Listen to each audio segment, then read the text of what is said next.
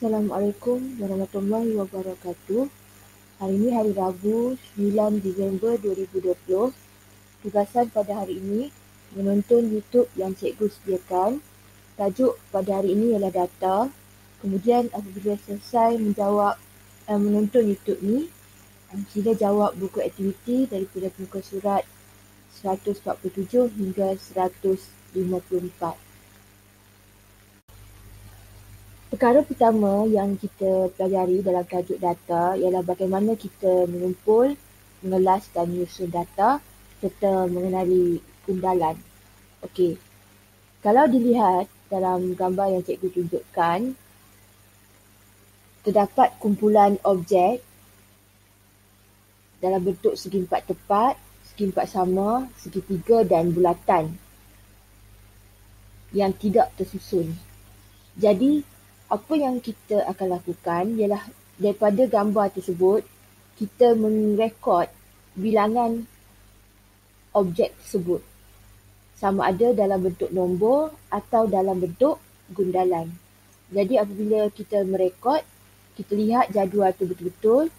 Kita rekod gundalan untuk objek segi empat tepat dan bilangan dia. Nanti cikgu akan terangkan apa beza gundalan dan juga bilangan. Kedua-duanya adalah untuk merekod bilangan, tapi yang satu dalam bentuk nombor, digit, yang satu lagi lebih kepada visual bentuk garis. Okey, bentuk garis lidi.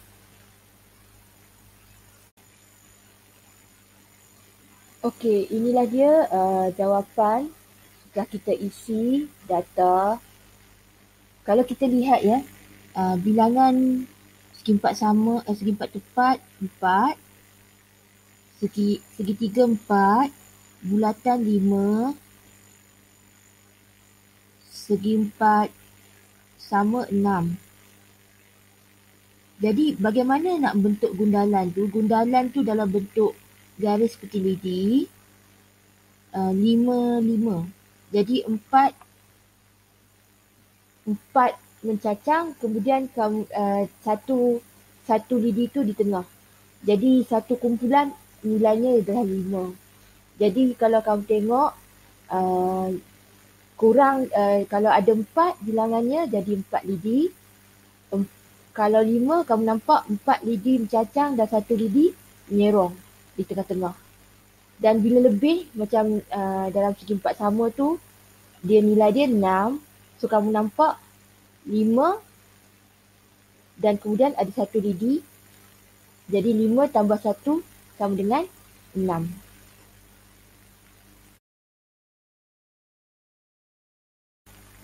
Sekarang kita lihat contoh yang kedua. Kali ini contohnya ialah kenderaan-kenderaan untuk ke sekolah. Jadi kalau kita lihat ada bas, berjalan kaki, menaiki motosikal atau basikal. Sama juga seperti contoh yang pertama, jadi kita perlu rekodkan dalam bentuk gundalan ataupun dalam bentuk nombor. Okay, ini adalah jawapan akhir selepas kita merekod data tersebut. Kita lihat bilangan dia 7, untuk bas, jalan kaki 5, menaiki motosikal 4, menaiki basikal 4. Jadi kita lihat ya, bagaimana gundalan tu dibuat. Jadi kalau 5, 2, 5 dan yang bawah tu ada 4 garis dan 4 garis. Jadi cikgu harap kamu faham konsep mengisi data dan juga cara menulis gundalan untuk data tersebut.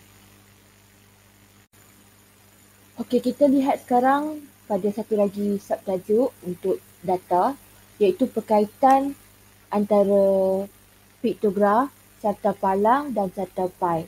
Okey, kita lihat ya contoh yang cikgu bagi, cikgu ambil daripada buku aktiviti kamu. Tajuknya sama, iaitu sarapan yang digemari. Tetapi data tersebut direkod dalam 3 jenis yang berbeza. Yang pertama dengan menggunakan piktograf. Yang kedua dengan menggunakan palang. Jadi namanya carta palang. Yang ketiga dengan menggunakan carta pi. Tetapi walaupun berbeza, nilai adalah sama. Sebagai contoh, cikgu merahkan sandwich untuk piktograf, sandwich untuk carta palang dan juga sandwich untuk carta pi. Nilainya adalah sama, iaitu 3. Cikgu ingatkan semula, untuk piktograf, kadang-kadang wakil untuk gambar tersebut bukannya 1. Kadang-kadang wakil untuk gambar tersebut 10 contohnya. Satu gambar nilainya 10 orang. Jadi, kamu kena berhati-hati semasa kamu hendak merekod data dengan menggunakan piktograf. Untuk carta palang, pastikan carta palang tersebut lurus, palangnya lurus dan betul-betul sama baris dengan nilai senggatan tersebut. Sebagai contoh, kalau 3, dia sama dengan senggatan 3 pada paksi bilangan murid. Dan untuk carta pi,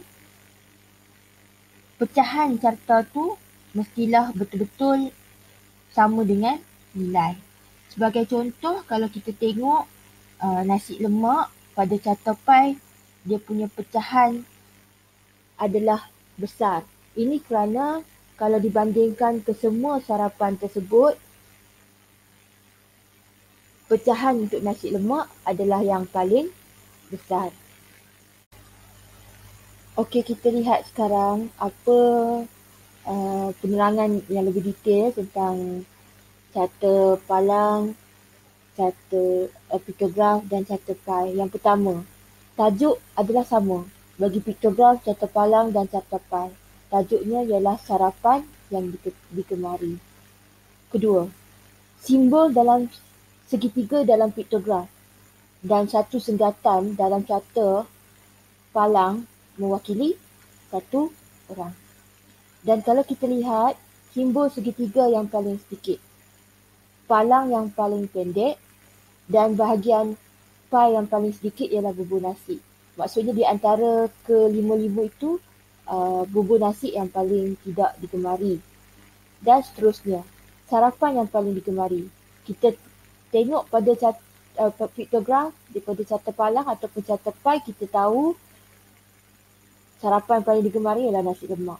Bahagiannya besar, palangnya paling panjang dan bilangan segitiganya paling banyak.